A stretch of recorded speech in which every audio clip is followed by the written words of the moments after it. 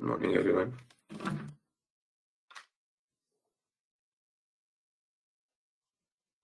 Any questions from what we discussed yesterday?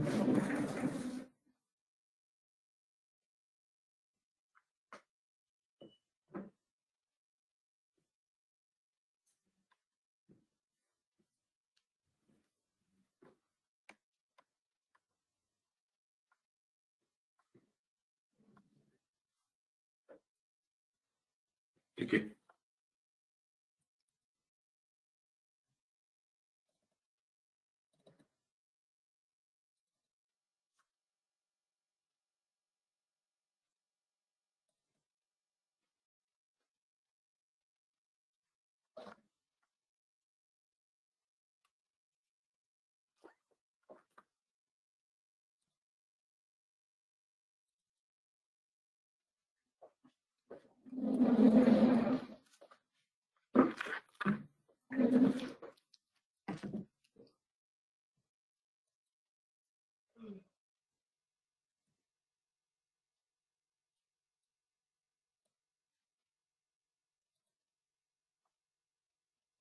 Yesterday we were discussing about this option. Hello, am I audible? Yes, sir, you are audible. Okay.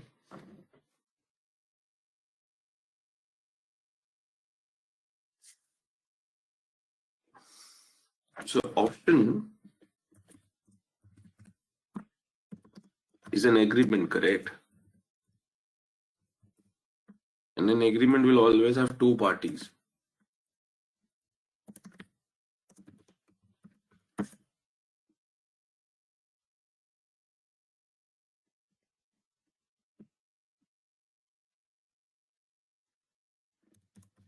Buyer and seller.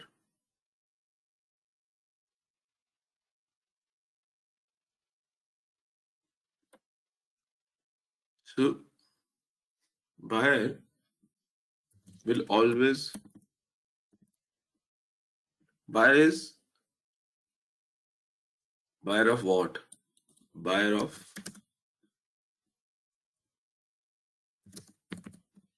option. अगर एक कोई buyer है तो दूसरा कोई seller भी होगा.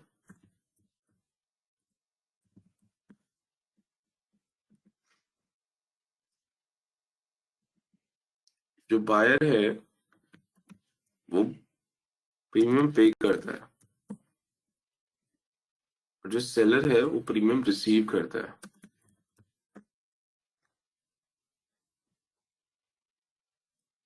ये क्लियर है, ऑब्वियस है, क्योंकि अगर कोई बायर है वो प्रीमियम पे कर रहा है which is a price of the product, तो जो सेलर है सेलर को रिसीव होता है वो प्रोडक्ट का प्राइस.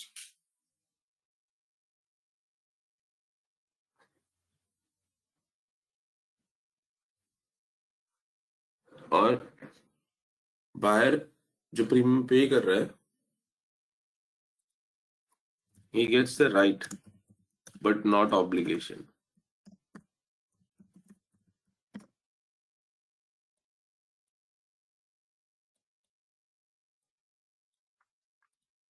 और जो सेलर होता है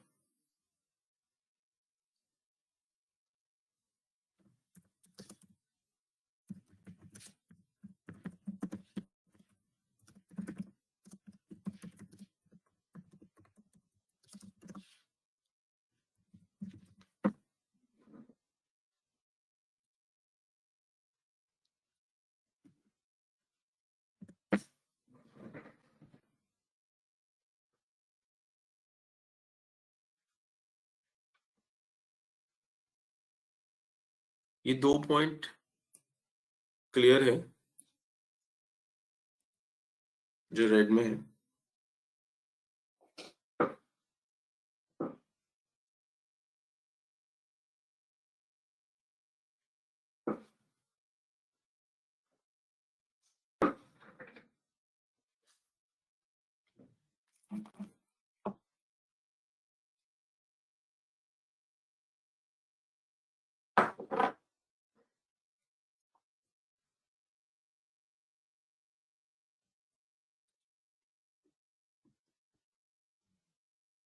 इसका मतलब क्या है जो हम कल डिस्कस कर रहे थे एग्जाम्पल?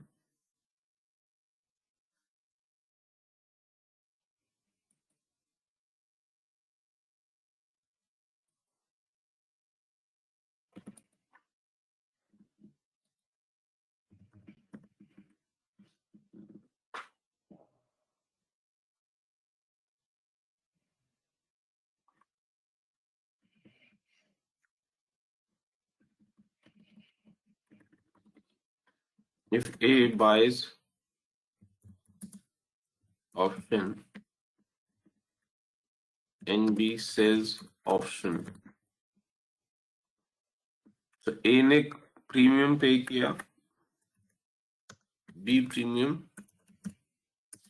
रिसीव करेगा।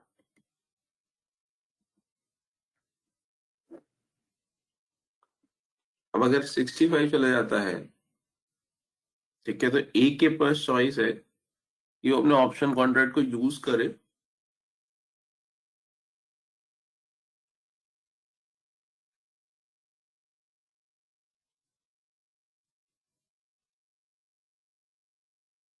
और उसको यूज करके उसके अंदर जो डॉलर्स हैं वो सेल करे 70 पे, जबकि मार्केट में 65 चल रहा है। तो यहाँ पे जो बायर है वो अपने ऑप्शन कॉन्ट्रैक्ट को एक्सरसाइज कर रहा है।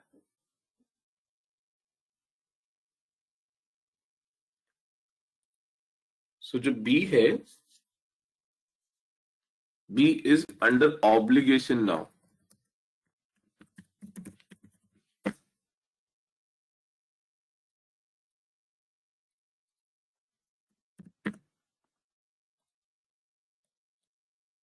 ये पार्ट समझ आया? क्योंकि ए ने अपना राइट एक्सरसाइज कर दिया है, तो उसको ऑनर करने के लिए जो दूसरी पार्टी है विच इज बी, उसको तो ऑब्लिगेशन में आना ही पड़ेगा।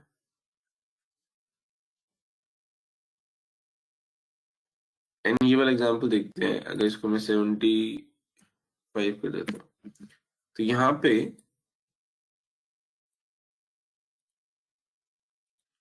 जब 75 है तो ए विच इज बायर ने अपना ऑप्शन को यूज ही नहीं किया।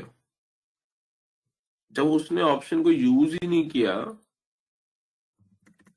तो दूसरी पार्टी के पास कोई ऑब्लिगेशन ही नहीं है।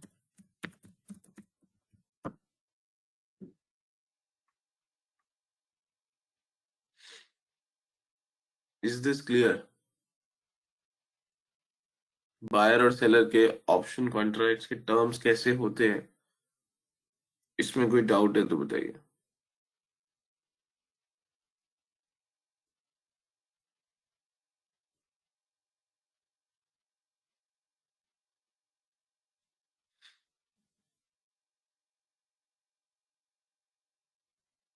Last, have any questions in this?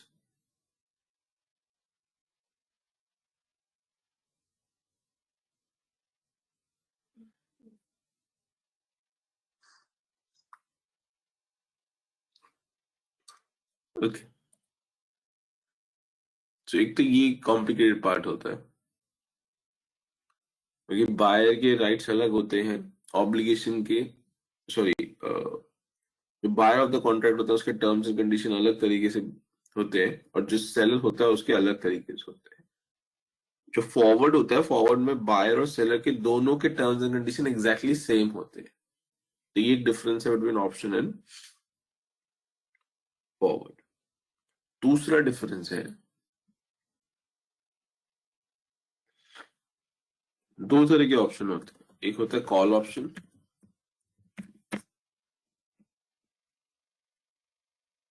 एक होता है पुट ऑप्शन।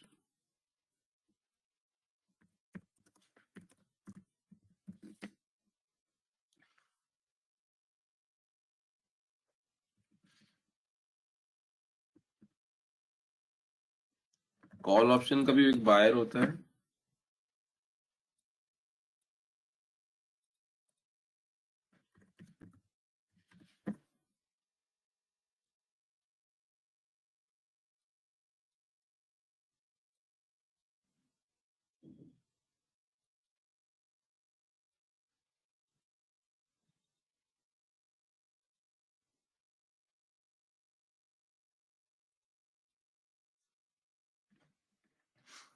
जो buyer of the call option होता है उसको क्या मिलता है? Right to buy.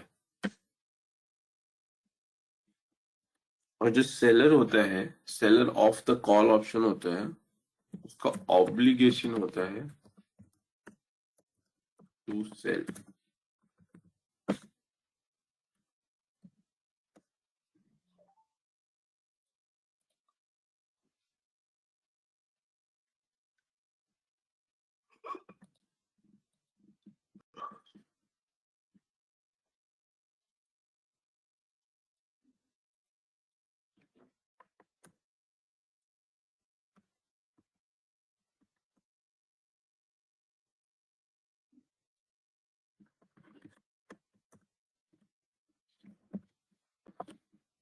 और जो पुट ऑप्शन होता है उसमें जो बायर होता है, बायर के पास राइट टू सेल होता है, और यहाँ पे ऑब्लिगेशन टू बाय होता है।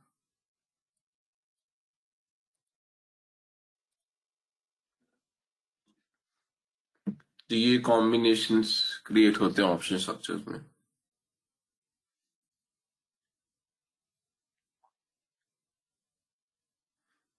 अब देखिए इसको समझते कैसे हैं। इसको दो पार्ट में डिवाइड कर रहा हूं मैं। कॉल ऑप्शन, बिकॉज आप बायर ऑफ द ऑप्शन हो, आपके पास राइट आ गया। ये मैंने सिखाया था लास्ट क्लास में कि अगर कोई बायर ऑफ द ऑप्शन होता है उसके पास राइट आ जाता है। But right to do what? Right sell करने का भी हो सकता है और बाय करने का भी हो सकता है। बट अगर आपने कॉल ऑप्शन खरीदना है तो आप खरीदा है तो you get the right to buy. Is this combination clear? Any doubt in this?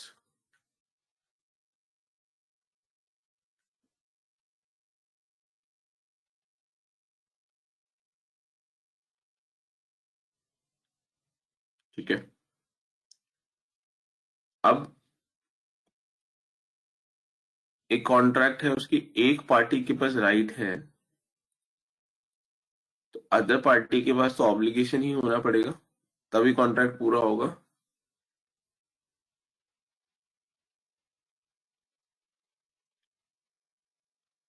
You with me till this point? Any doubt till this point? Any doubt till this point? ठीक है।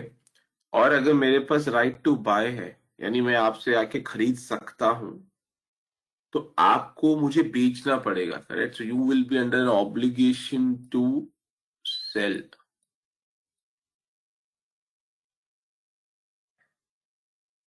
ठीक है। So this is call option. Call option में doubt है तो पूछे, for I go to put option. The buyer of the call option gets a right to buy, and the seller of the call option gets an obligation to sell.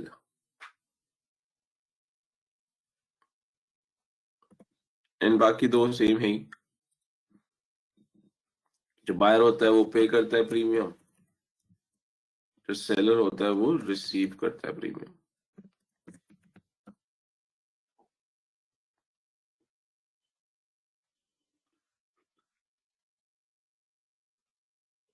Last time in doubt in call option?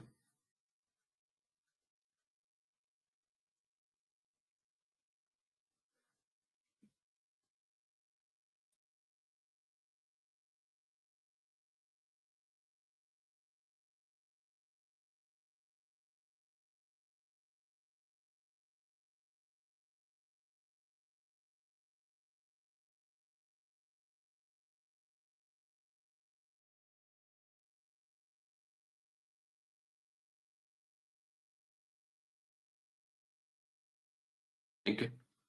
So in case no doubt in call option, we'll move to put option.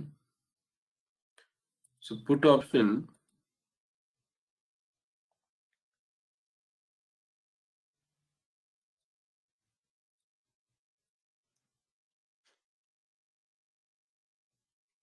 same logic again. You're buyer of the option, correct? Because you're buyer of an option, you get a right to But because now you're right, buyer of the put option, you get a right to sell.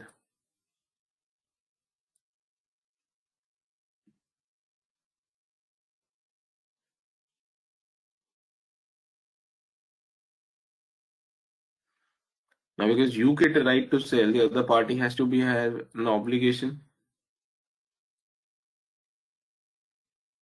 और क्योंकि आपके पास cell करने का right है, the other party will have an obligation to buy.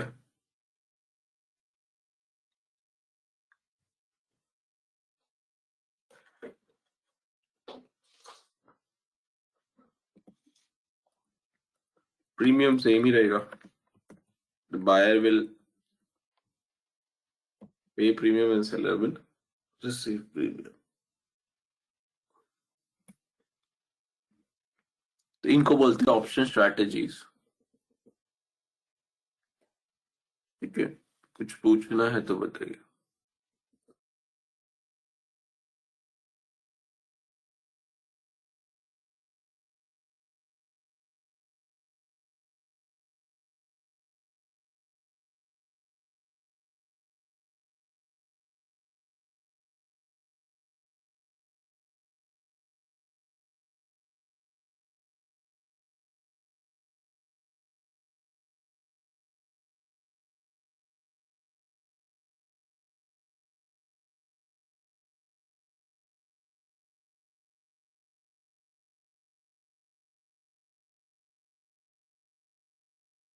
Hello guys, am I audible?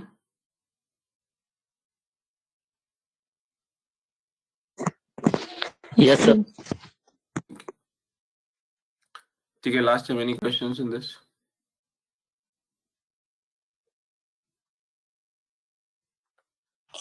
The parties, the parties to the option have can be the individuals, or it has to be the bank. The one party has to be the bank. So it depends on the law of the land. So suppose India में कुछ type के options में individuals allowed नहीं है और कुछ type के options में इंडिविजुअल अलाउड है.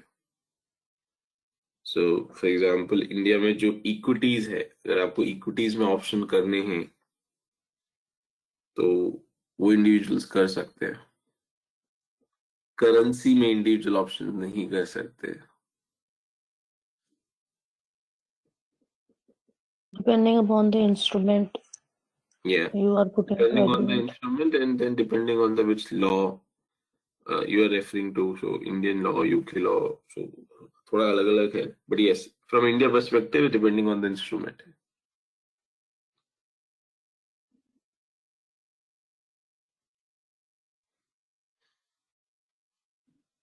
Any other doubt?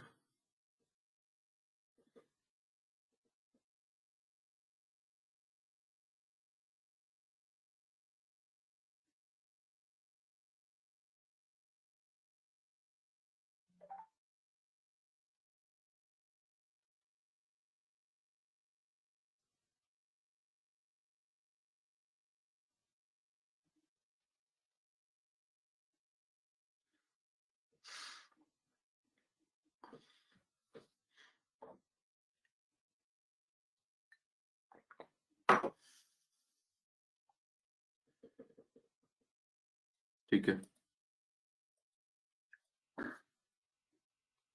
Last part इसका, अगर एक इंडियन इंपोर्टर है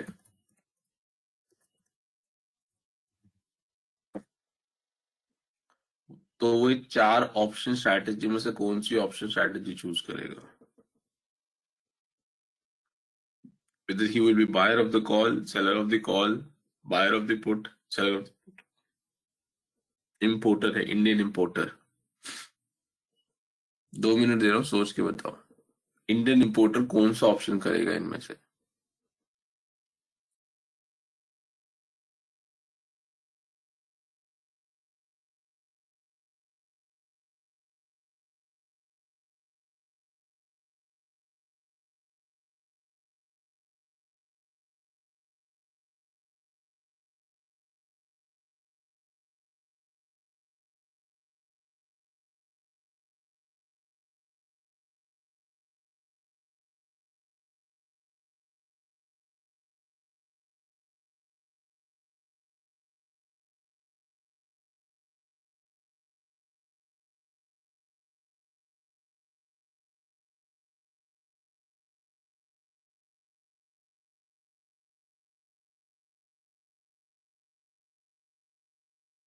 हाँ जी,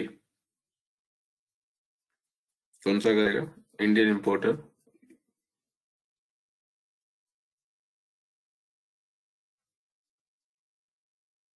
जो इंडियन इंपोर्टर है वो बाय कॉल करेगा।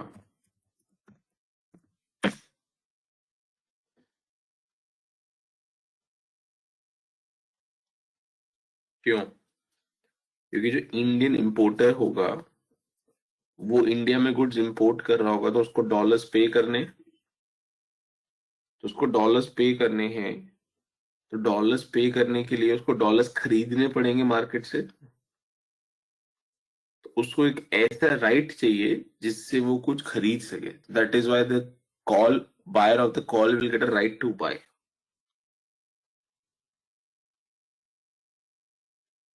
सिमिलरली अगर इंडियन एक्सपोर्टर है,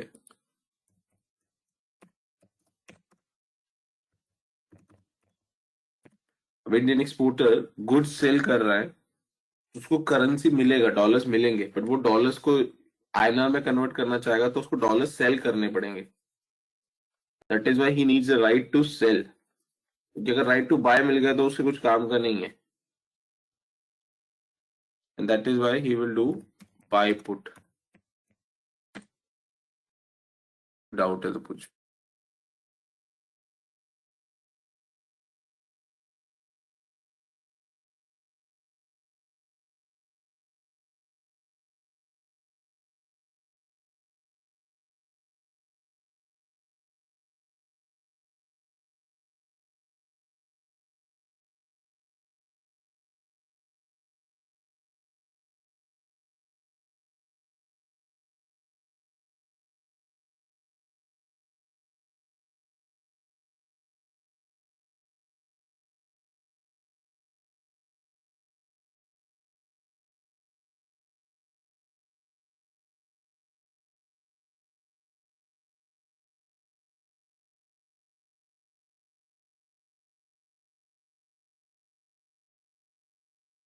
हाँ जी, कोई डाउट इसमें?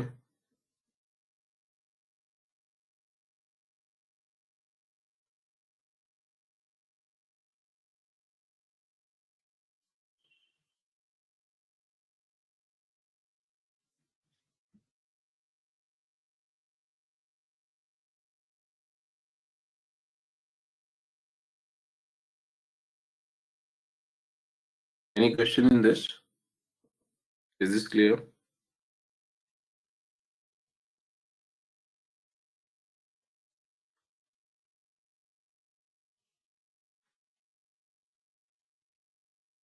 Yes. ठीक है, बाकी लोग last time any doubt in this?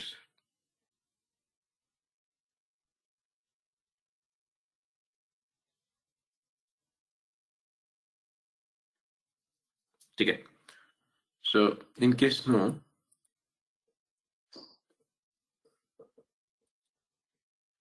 अब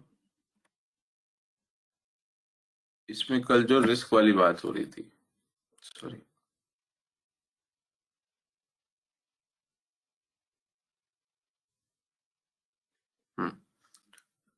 सो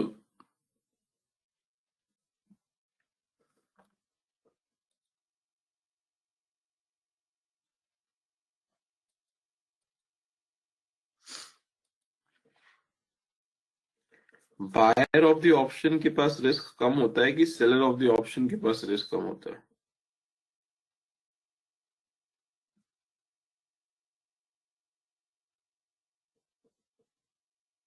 क्योंकि दोनों के Buyer of the term, option. Buyer, buyer. या क्योंकि दोनों के टर्म्स एंड कंडीशन अलग होते हैं, तो दोनों का रिस्क प्रोफाइल अलग हो जाता है। सो जो बायर होता है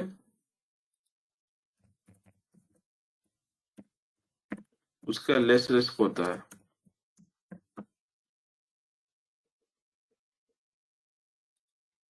और जो सेलर होता है उसका बहुत हाई रिस्क होता है। क्योंकि सेलर तो अंडर ऑब्लिगेशन है ना, उसके पास तो कोई चॉइस होती ही नहीं है। तो ये एक रीजन है कि जनरली जनरली अगर कहीं पे आप पढ़ रहे हैं तो वहां पे ऐसा अगर लिखा हो सकता है, कोई बोल सकता है कि ऑप्शन रिस्की होते हैं बिकॉज ऑफ दिस कॉन्टेक्स्ट की ऑप्शन का जो वन साइड होता है, जो वन ऑफ द पार्टीज होती है, वो काफी ज्यादा रिस्क लेती है। तो इसलिए अगर इसको कभी कभी फॉरवर्ड से जब कंपेयर करते हैं तो बोल देते हैं कि ज्यादा रिस्की है।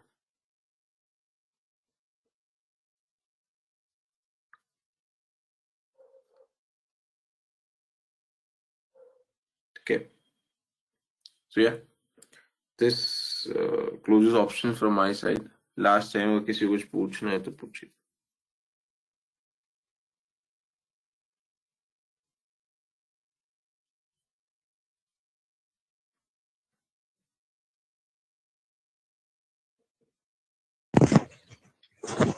सेलर के पास हाई रिस्क क्यों होगा? क्योंकि उसके पास ऑब्लिगेशन है ना।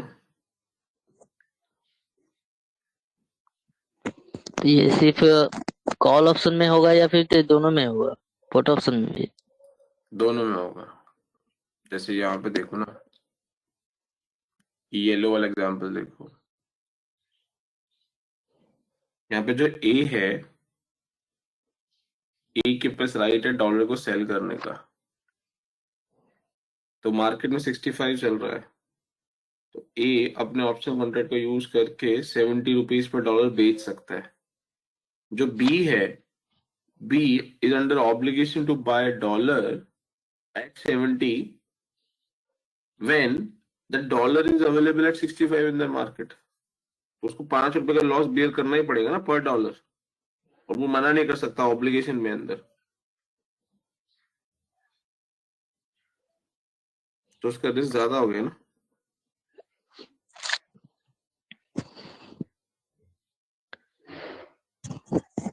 सर 65 में तो वो दे परचेज किया है कौन परचेज किया है?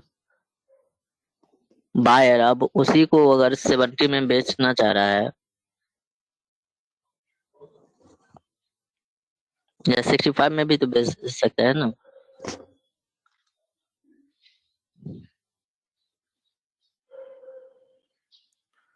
यहाँ पे जो ए है फजलू, वो डॉलर सेल कर रहा है।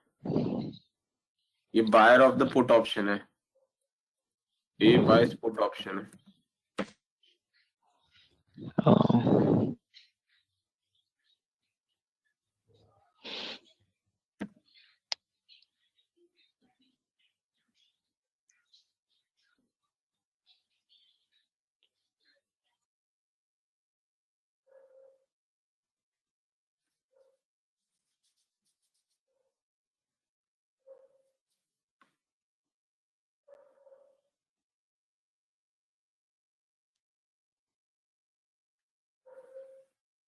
ठीक है।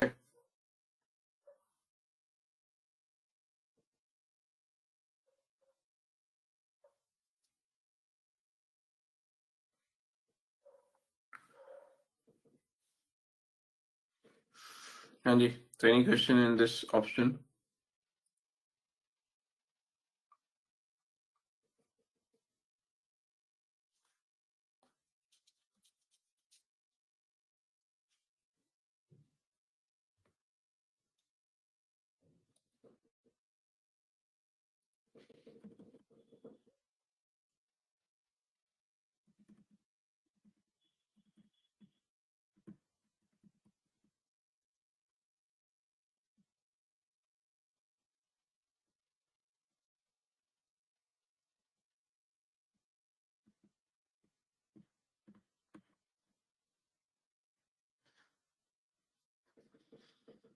ठीक है। So in case note out on option, so last जो है आपका swaps, foreign currency swaps.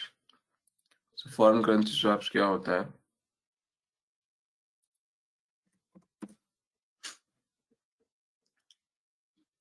Suppose A के पास आईएनआर है but he needs USD for 6 months।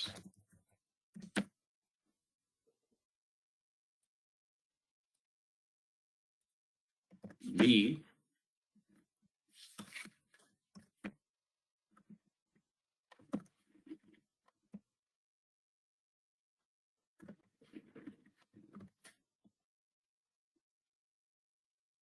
has USD, but he needs INR for 6 months.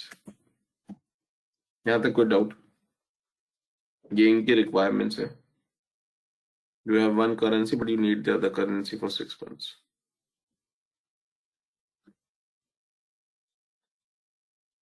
Any questions to this point?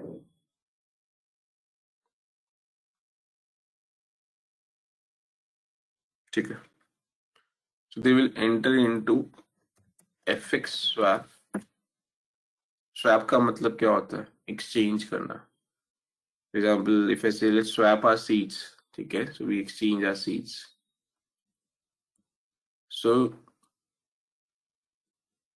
what this FX swap will do? Under this, दो legs होते हैं swap के, ठीक है? तो day one क्या होगा? ये A है और ये B है. Day one में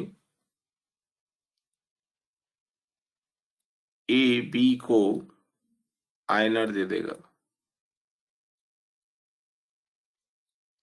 और B A को USD दे देगा.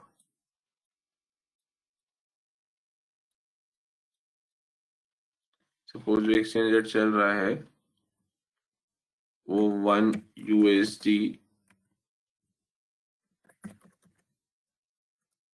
is equal to 70 INR चल रहा है.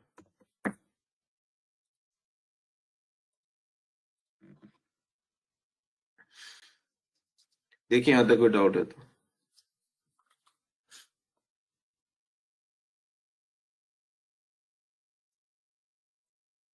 बिकॉज यही रिक्वायरमेंट थी. ए के पास INR है बट उसको डॉलर चाहिए, तो उसने किसी बी को INR दे दिए और बदले में उससे डॉलर ले लिए.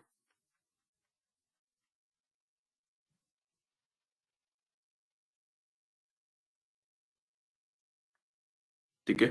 Any questions in this? So and at the end of the 6 month,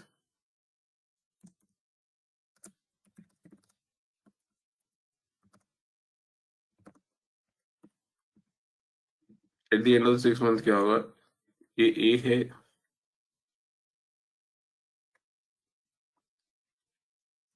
ये बी है,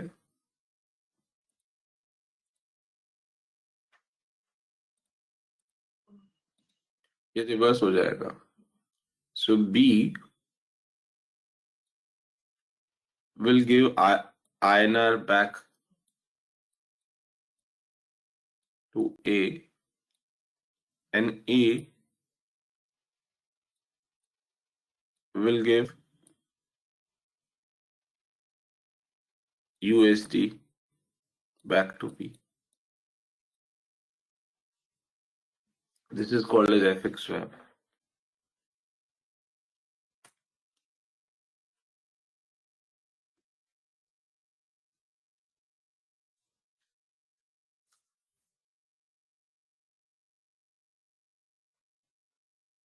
हाँ जी.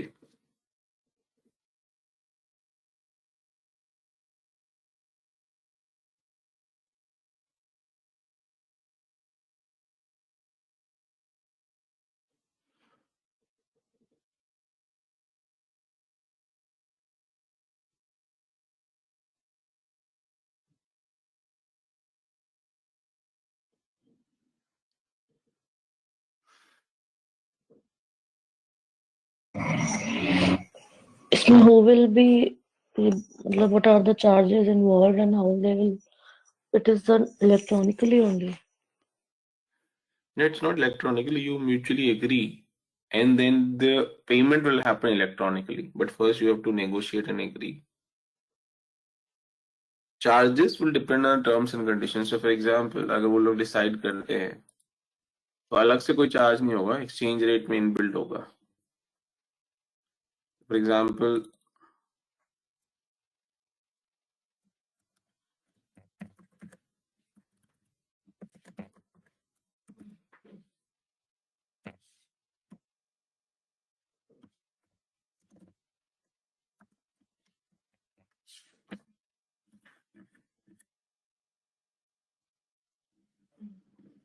So, ऐसा हो सकता है. So what they do, ये जो एक्सचेंज रेट है येलो में, ये डे 1 पे डिसाइड हो जाते हैं. सो आज किस रेट पे कन्वर्जन होगा और 6 महीने के बाद किस रेट पे कन्वर्जन होगा, वो पहले से डिसाइड हो जाता है. तो it could be same also. Let's take same, आपके लिए आसान रहेगा. यही है बस, इसमें कोई अलग से चार्ज नहीं पे करना. क्यों नहीं पे करना? बिकॉज मैं को Because अगर both डॉलर, मुझे डॉलर मिल रहे हैं तो मैं आईएनआर दे भी तो रहा हूँ. दोनों पार्टीज की रिक्वायरमेंट है. Correct. It's just that I don't need my currency, I need your currency for 6 months. तो मैं आपको अपनी करेंसी दे देता हूँ, बट वो भी मैं इक्विवेलेंट करेंसी दे रहा हूँ. अगर आपसे $100 लिए तो मैं $100 इंटू 70 रुपीज आपको एनआर पे कर रहा हूँ. So that's why it's not like a loan where मुझे इंटरेस्ट पे करना है. बिकॉज लोन में जब बैंक मुझे लोन देता है तो बैंक मुझे करेंसी देता है, मैं उनको करेंसी नहीं दे पाता हूँ. यहाँ पे अगर मैं सामने वाले से करेंसी ले रहा हूँ तो मैं उसको दे भी रहा हूँ, इसलिए ये लोन नहीं, इसलिए स्वैप है, एक्सचेंज करा जा रहा है. और 6 महीने के बाद अपना अपना एक्सचेंज रिवर्स कर दिया.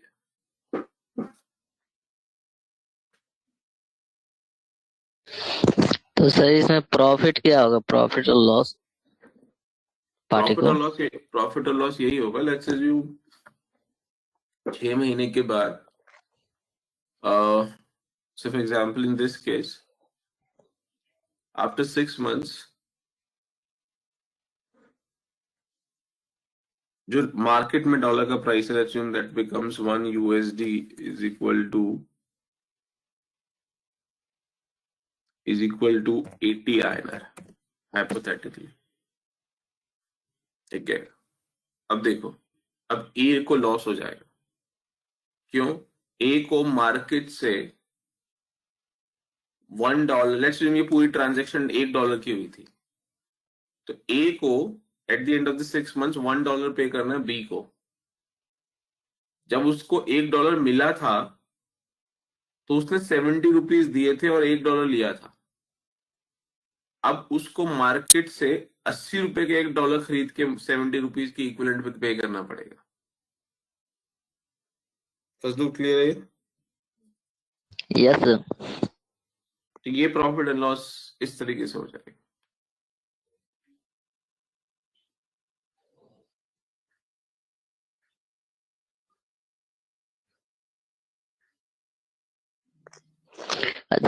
अच्छा सर, जैसे दो पर्सन है, Mr A and Mr B, दोनों लोन रेज करता है. मिस्टर ए लोन रेज किया बैंक से फिक्स इंटरेस्ट रेट पर, एन्युटी बेसिस पर, इंस्टॉलमेंट बेसिस पर उसने लोन रेज किया. एंड मिस्टर बी ने मार्केट से लोन रेज किया मार्केट रेट पर.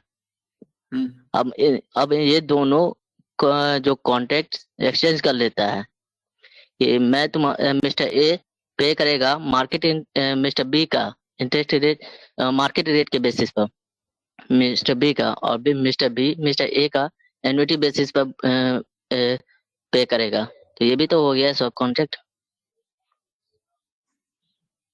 उसका इससे क्या लेना देना है?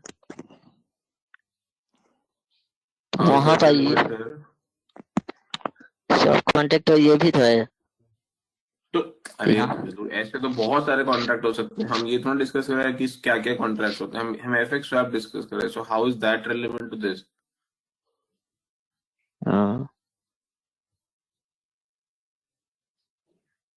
जो आपने बोला वो एक दूसरा एग्जांपल है कॉन्ट्रैक्ट का. ऐसे तो बहुत सारे अलग अलग टाइप के कॉन्ट्रैक्ट है. उसका रिलेवेंस क्या है इस डिस्कशन में? क्वेश्चन क्या पूछना चाह रहे हो इस कॉन्टेक्स्ट में? पूछो जो हम डिस्कशन कर रहे हैं.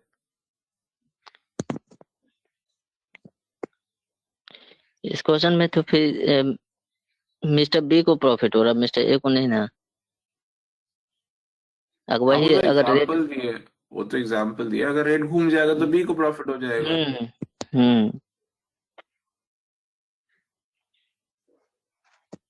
मैं वही पूछ रहा कि वो भी एक एग्जांपल है जो सब कॉन्ट्रैक्ट पर बेसिस है या नहीं। हाँ, हो सकता है। Yes sir. यस।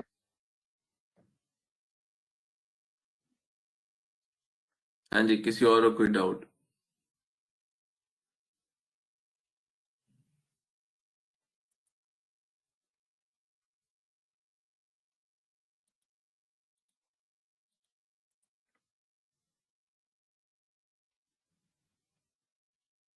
हाँ जी guys, last time any questions? So this wraps up the hedging part जो मैंने पार्क किया था, and this completes our forecasting जो concepts है. So last time कुछ पूछना है तो बताइए.